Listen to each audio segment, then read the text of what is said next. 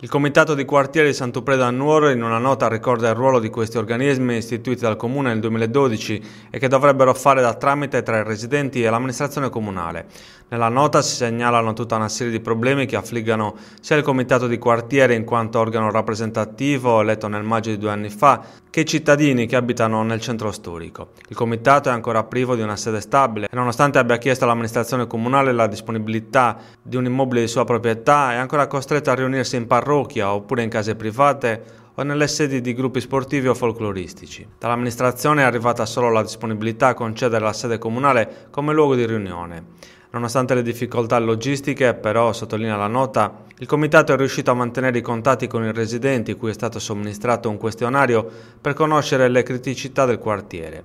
Dalle risposte è emersa la disponibilità dei cittadini a collaborare per un quartiere pulito, vivibile e sicuro, si legge nella nota. Al primo posto è stata segnalata la situazione che riguarda l'ambiente e il territorio, problemi che interessano la situazione dello scarso verde pubblico e il decoro urbano. Viene segnalato il vandalismo, ma anche il degrado di Piazza Suconnottu. Altro problema è quello della sporcizia generata dai cani. È stata avanzata la proposta di prevedere in città delle aree attrezzate per gli animali ed individuare e attrezzare aree giochi per bambini, per esempio in Piazza Salvatore Sata. Il Comitato di Quartiere segnala poi che un altro punto critico è quello della sicurezza, una criticità accentuata dalla diffusione dell'alcol e degli stupefacenti, specie tra i giovani. Una criticità accentuata dalla diffusione dell'alcol e degli stupefacenti tra i giovani. Si chiedono interventi di sorveglianza anche mediante l'installazione di telecamere.